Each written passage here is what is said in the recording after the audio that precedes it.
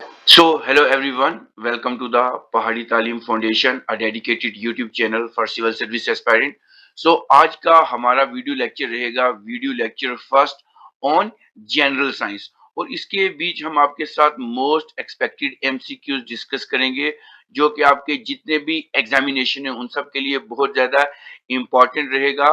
Most importantly अगर हम कहें आपका जेके एसएसबी फाइनेंस अकाउंट असिस्टेंट के लिए ये बहुत ज्यादा इंपॉर्टेंट रहेंगे और भी जितने इंपॉर्टेंट या जितने भी डिफरेंट डिफरेंट एग्जाम्स हैं उन सब के लिए बहुत ज्यादा इंपॉर्टेंट रहेगी जिन एग्जामिनेशन में जनरल साइंस का सिलेबस मेंशन है। सो जितने भी नए व्यूअर्स हमारे चैनल पे विजिट कर रहे हैं वो हमारे चैनल को सब्सक्राइब कर दें और बेल आइकन को प्रेस करें ताकि नेक्स्ट वीडियो लेक्चर की नोटिफिकेशन आपके पास पहुंच सके। सो विदाउट वेस्टिंग टाइम हम अपना पहला क्वेश्चन आपके साथ डिस्कस करते हैं। सो क्वेश्चन नंबर फर्स्ट आपकी स्क्रीन पे रहेगा। What is the minimum distance, हमने बताना है सबसे ज्यादा जो मिनिमम डिस्टेंस होता है वो भी in meters. What is the minimum distance in meter required to hear an echo, मतलब सबसे हमें मिनिमम डिस्टेंस कितना चाहिए कि हम कोई भी इको जो होती है उसको हम क्या करें, उसको हम सुन पाए। ठीक है जी। सो इस क्वेश्चन की अगर बात करें क्या हमारे पास इस क्वेश्चन का आंसर रहेगा option A that is 10 meter चाहिए, ऑप्शन बी 13 मीटर चाहिए, ऑप्शन सी 17 मीटर चाहिए या ऑप्शन डी 21 मीटर चाहिए। ठीक है, ये क्वेश्चन बहुत ज्यादा इंपॉर्टेंट है आपके एग्जामिनेशन पॉइंट ऑफ व्यू से, इसलिए पहले इसको आपने खुद से अटेम्प्ट करना है और फिर हमारे आंसर के साथ मैच करना है, तभी ये वीडियो लेक्चर आपके लिए इंपॉर्टेंट होगा, अदरवाइज। ठीक है जी।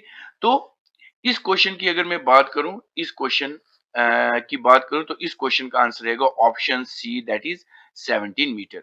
सो इको क्या होती है ये भी पता होना चाहिए। इको को हम कहते हैं गूंज। हम गूंज सुनते हैं ना, ये दूर से आती है गूंज, तो इको को क्या कहा जाता है, गूंज कहा जाता है। सो सबसे ज्यादा जो मिनिमम डिस्टेंस होता है इको सुनने का वो कितना होता है, that is your option C that is 17 meter. अगर हम और वे में बोले तो echo is a reflection of sound. Echo क्या होती है, एक रिफ्लेक्शन होती है, रिफ्लेक्शन ऑफ साउंड। ठीक है जी, रिफ्लेक्शन ऑफ साउंड को हम इको भी कहते हैं। ठीक है, so that arrive at a listener with the delay after the direct sound. ठीक है, तो मिनिमम जो साउंड होगी वो कितनी होगी, 17 होगी। चलते हैं हम क्वेश्चन नंबर सेकंड के ऊपर। क्वेश्चन नंबर सेकंड आपकी स्क्रीन पे रहेगा। व्हाई डज ब्लैक बोर्ड, आपने देखे होंगे black board, why does black board appear black in colour, जितने भी ब्लैक बोर्ड होते हैं वो ब्लैक कलर के क्यों होते हैं। ऑप्शन ए रहेगा इट रिफ्लेक्ट ब्लैक कलर, क्या वो ब्लैक कलर को रिफ्लेक्ट करते हैं। ऑप्शन बी रहेगा हमारे पास इट ऑब्जॉर्व ब्लैक कलर, क्या वो ब्लैक कलर को ऑब्जॉर्व करते हैं। ऑप्शन सी रहेगा इट रिफ्लेक्ट ऑल कलर, क्या वो सारे कलरों को रिफ्लेक्ट करते हैं। And option D it absorb all colour, क्या वो सारे कलर्स को ऑब्जॉर्व करते हैं। सो अगर हम इस क्वेश्चन की बात करें, ब्लैक बोर्ड जो होता है वो ब्लैक कलर का क्यों अपीयर होता है। सो इस क्वेश्चन की बात करें, इस क्वेश्चन का आंसर रहेगा option B that is it absorb it absorb black colour. वो क्या करता है, ब्लैक कलर को क्या करता है, अब्जॉर्ब कर लेता है, जज्ब कर लेता है, जिसकी वजह से क्या होता है, ब्लैक बोर्ड ब्लैक कलर का दिखाई देता है। A blackboard appear black because it absorb all the colour of the white light and reflect none. वो सारे कलर वो क्या कर लेता है, अब्जॉर्ब कर लेता है, और कोई भी कलर ऐसा नहीं जिसको वो क्या करे, रिफ्लेक्ट करता है। ठीक है जी, ये एक्स्ट्रा इन्फॉर्मेशन जो रहती है ये भी आपके लिए बहुत ज्यादा इंपॉर्टेंट रहेगी। चलते हैं क्वेश्चन नंबर 3 के ऊपर। क्वेश्चन नंबर 3 आपकी स्क्रीन पे रहेगा। Which of the following instrument is used to measure soil water tension, जो सॉइल वाटर टेंशन होती है वो हम किस इंस्ट्रूमेंट से मेजर करते हैं। ऑप्शन ए रहेगा फोटोमीटर, ऑप्शन बी रहेगा पायरोमीटर, ऑप्शन डी रहेगा साइकोक्रोमोमीटर एंड ऑप्शन डी रहेगा टेंशियोमीटर। सो सॉइल वाटर टेंशन हम किससे मेजर करते हैं, आपको पहले आंसर देना है फिर हमारे आंसर के साथ मैच करना है, तभी ये लेक्चर आपके लिए यूजफुल रहेगा, इंपॉर्टेंट रहेगा। ठीक है, सो इस क्वेश्चन की बात करें, इस क्वेश्चन का आंसर रहेगा option D that is tensiometer. एक ऐसा इंस्ट्रूमेंट है जो कि क्या करता है, सॉइल वाटर टेंशन को मेजर करता है। सो इसका आंसर रहेगा ऑप्शन डी रहेगा। So a tensiometer in a soil science is a measuring instrument used to determine the soil water tension. याद रखेंगे, ठीक है जी। अब रहेगा हमारे पास नेक्स्ट क्वेश्चन, क्वेश्चन नंबर 4 आपकी स्क्रीन पे रहेगा। The SI unit of force, force की एसआई यूनिट क्या होती है? ऑप्शन ए रहेगा पास्कल है, option B Boyle, option C Newton and option D watt. बहुत ज्यादा इंपॉर्टेंट ये क्वेश्चन है, ये आपके एग्जामिनेशन में आपको देखने को मिलता रहता है ऐसा क्वेश्चन ऐसे यूनिट्स के ऊपर, क्योंकि अकॉर्डिंग टू सिलेबस देखा जाए तो ये बहुत ज्यादा इंपॉर्टेंट है। सो अगर हम इस क्वेश्चन की बात करें, इस क्वेश्चन का आंसर रहेगा option C, that is newton. इस क्वेश्चन का आंसर रहेगा। ऐसा यूनिट जो होती है हमारी, क्या कहते हैं इसकी, फोर्स की, वो न्यूटन में हम क्या करते हैं, मेजर करते हैं, ठीक है जी। अब उसके बाद कुछ और हैं, वो भी मैं आपके साथ डिस्कस कर देता हूं, क्योंकि आपके एक्स्ट्रा इंफॉर्मेशन जो है वो बहुत ज्यादा इंपॉर्टेंट रहती है आपके एग्जामिनेशन के पॉइंट ऑफ व्यू से। उसके बाद अगर हम बात करें, हमारे पास एनर्जी है। एनर्जी, एनर्जी की एसआई यूनिट कितनी है, क्या है हमारे पास, जूल है, याद रखिए, ठीक है। उसके बाद हमारे पास पावर की क्या है, वाट की क्या है, पावर की क्या एसआई यूनिट है, वाट है। ये भी सारे आप पेन डाउन करते रहेंगे, ठीक है जी। उसके बाद अगर हम बात करें करंट की, करंट की एसआई यूनिट क्या है, सो करंट की एसआई यूनिट क्या है, एम्पियर है, क्या है, एम्पियर है, ठीक। उसके बाद अगर हम बात करें प्रेशर की, प्रेशर की ये हमारे पास पास्कल है, PRESSURE, प्रेशर की हमारे पास क्या है, पास्कल है, ठीक है जी। उसके बाद हमारे पास फ्रीक्वेंसी है, फ्रीक्वेंसी, फ्रीक्वेंसी की क्या है, हर्ट्ज है, ठीक है जी। उसके बाद हमारे पास रेजिस्टेंस होता है, रेजिस्टेंस, रेजिस्टेंस की क्या होती है, ओम, याद रखेंगे। रेजिस्टेंस की ऐसे यूनिट क्या होती है, ओम होती है, ये लिखना है आपने। उसके बाद टाइम की ऐसे यूनिट क्या होती है, सेकंड होती है। उसके बाद हमारे पास मास की ऐसे यूनिट क्या होती है, वो ग्राम होती है, बेसिक यूनिट ऑफ मेजरमेंट ग्राम होती है, ठीक है जी। उसके बाद अगर कुछ और चीजें मैं आपके साथ डिस्कस करूं, ऐसे यूनिट लाइक प्रेशर भी हो गया हमारे पास। अ, उसके बाद इलेक्ट्रिकल चार्ज, ठीक है जी। इलेक्ट्रिकल चार्ज, इलेक्ट्रिकल चार्ज की ऐसे यूनिट हमारे पास क्या होती है, इलेक्ट्रिकल जो चार्ज है हमारे पास, उसकी कॉलम होती है, उसकी क्या होती है, कॉलम होती है, ठीक है। ये चीजें भी आपको याद रखनी चाहिए, क्योंकि ये वाली भी चीजें अलग अलग चीजें हैं, लेकिन आपके एग्जामिनेशन पॉइंट ऑफ व्यू से बहुत ज्यादा इंपॉर्टेंस है और आपके एग्जामिनेशन में आ सकती है। चलते हैं हम अब नेक्स्ट क्वेश्चन की तरफ। क्वेश्चन नंबर 5 रहेगा आपकी स्क्रीन के ऊपर। Which one of the following is a bad thermal conductor, कौन सा इनमें से बैड थर्मल कंडक्टर है जो कि इलेक्ट्रिसिटी को कंडक्ट नहीं करता? ऑप्शन ए रहेगा एल्युमिनियम, ऑप्शन बी रहेगा कॉपर, ऑप्शन सी रहेगा ग्लास एंड ऑप्शन डी रहेगा सिल्वर।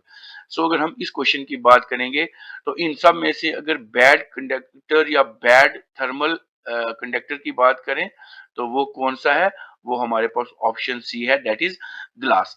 ग्लास जो है वो क्या है, वो बैड थर्मल कंडक्टर है, याद रखेंगे। So glass is a bad thermal conductor and is a good insulator. ये गुड इंसुलेटर है, इंसुलेटर, इंसुलेटर, इंसुलेटर वो होते हैं जो इलेक्ट्रिसिटी कंडक्ट नहीं करते। इंसुलेटर रबर भी है हमारा, रबर भी है। उसके बाद और भी काफी सारी चीजें इंसुलेटर के बीच आती हैं। तो it has a tightly held electron, इनके बीच इलेक्ट्रॉन जो होते हैं वो टाइटली हेल्ड होते हैं, which do not allow heat to flow through them, इनके बीच से जो है वो हीट जो है वो फ्लो नहीं कर पाती। चलते हैं हम अपने नेक्स्ट क्वेश्चन की तरफ। क्वेश्चन नंबर 6 आपकी स्क्रीन पे रहेगा। ये क्वेश्चन भी बहुत ज्यादा इंपॉर्टेंट है। Question number 6, that is who invented the first working laser, सबसे पहले जो वर्किंग लेजर था वो किसने इन्वेंट किया था? H.A. टेलर ने, W.H. रोटेंजन ने, H.T.H. मेमन ने, या फेरेड मॉरिसन ने? सो अगर हम इस क्वेश्चन की बात करें, क्वेश्चन नंबर 6 की, तो इस क्वेश्चन का आंसर रहेगा option C, that is T H Maiman ने ये किया था। तो कभी कभी पूछते हैं, लेजर की फुल फॉर्म पूछ लेते हैं, ठीक है। तो लेजर की फुल फॉर्म क्या है? Light, light amplification, amply light amplification by stimulating, by stimulated emission emission of radiation भी इसको कहते हैं। ये वाला क्वेश्चन भी बहुत ज्यादा इंपॉर्टेंट है, ये पूछ लेते हैं कभी कभी। लेजर स्टैंड फॉर, तो लेजर एक ऐसा डिवाइस होता है जो कि लाइट को इमिट करता है अपनी ऑप्टिकल एम्प्लीफिकेशन बेस के ऊपर, that is on the stimulated emission of electron radiation. तो ये 1916 में क्या हुआ था, इसको सॉरी इन्वेंट किया था। चलते हैं नेक्स्ट क्वेश्चन। क्वेश्चन नंबर 7 आपकी स्क्रीन पे रहेगा। Meter in vehicle that calculate distance covered by a vehicle, मतलब वो वाला मीटर हमने बताना है जो कि यूज होता है to calculate distance covered by a vehicle. जो व्हीकल डिस्टेंस कवर करता है उसको हम क्या कहते हैं?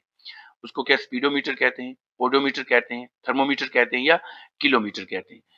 अगर हम इस क्वेश्चन की बात करें, क्वेश्चन नंबर 7 की, तो इसका आंसर रहेगा option B, that is odometer.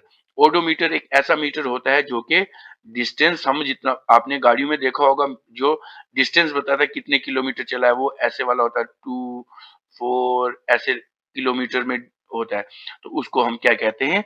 Odometer कहते हैं। और दूसरा जो होता है वो जो स्पीड को मेजर करता है, यहाँ से आगे जा रही है ये वाली नीडल, ये सुई, तो वो स्पीडोमीटर होता है। स्पीड कितनी हो रही है उसको स्पीडोमीटर बोलेंगे, और डिस्टेंस कितना हो रहा है उसको बोलेंगे ओडोमीटर। ठीक है जी, तो ये वाला क्वेश्चन आपको आना चाहिए। ये वर्क करता है जो ओडोमीटर होता है फॉर मेजरिंग डिस्टेंस। ठीक है जी, अब चलते हैं क्वेश्चन नंबर 8 के ऊपर। क्वेश्चन नंबर 8 आपकी स्क्रीन पे रहेगा। What is the SI unit of pressure? अभी मैंने बताया न्यूटन नहीं है, न्यूटन फोर्स की है, वेबर, हेनरी और पास्कल। तो इस क्वेश्चन का आंसर रहेगा option C, that is Pascal रहेगा इस क्वेश्चन का आंसर। आपने मुझे बताना है, कमेंट बॉक्स में बताना है कि वेबर और हेनरी की एसआई यूनिट क्या है। ठीक है जी, ये बहुत ज्यादा ऐसा unit of pressure is pascal. ठीक है, ये याद रखना। तो ये ब्लेज पास्कल ने डिस्कवर किया था, मतलब उनके नाम से ये रखा गया है। ठीक है जी, अब नेक्स्ट क्वेश्चन रहेगा क्वेश्चन नंबर 9 आपकी स्क्रीन के ऊपर। बहुत ज्यादा इंपॉर्टेंट है ये वाला क्वेश्चन भी, एग्जामिनेशन में आएगा आपको। ठीक है जी, क्योंकि मेंशन है सिलेबस में ये चीजें। Reflection from smooth surface like that of the mirror is called dash reflection. जो मतलब एक मिरर से चीज लाइट पड़ के यहाँ से वापस जा रही है, ये होगी इंसिडेंट रे, ये होगी रिफ्लेक्टेड रे। ये बात करें तो यहाँ से एक एंगल बनता है जिसको हम नॉर्मल कहते हैं। ठीक है, ये एंगल आर बन जाएगा और ये एंगल आई बन जाएगा। Angle of reflection is always equal to the angle of incident. Angle of incident is always equal to angle of reflection. ये आपने लॉ ऑफ रिफ्लेक्शन तो पढ़े होंगे। ठीक है जी, तो अगर हम इस क्वेश्चन की बात करें कि ये reflection from the smooth surface like that of the mirror is called dash reflection, इसको हम कौन सी रिफ्लेक्शन कहते हैं? क्या रेगुलर है, इरेगुलर है, डिफ्यूज्ड है या फ्यूज्ड है? इस क्वेश्चन की बात करें, इस क्वेश्चन का आंसर रहेगा ऑप्शन ए, दैट इज, इसको हम क्या कहते हैं? Option A, that is regular reflection कहते हैं। When a beam of light or a parallel light ray is incident on the smooth and a plane surface, the reflected ray will always also be a parallel। इस parallel reflection को हम क्या कहेंगे? इसको हम कहेंगे क्या? रेगुलर रिफ्लेक्शन कहेंगे। चलते हैं नेक्स्ट क्वेश्चन के ऊपर। क्वेश्चन नंबर 10 आपकी स्क्रीन पे रहेगा। What is the SI unit of resistance? Resistance की एसआई यूनिट क्या है? क्या ओम है, फरद है, हेनरी है या वेबर है?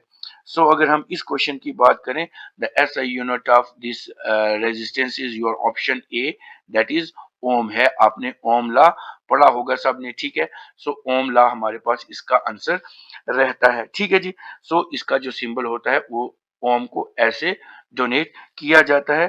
The ohm is the SI derivative unit of the electric resistance.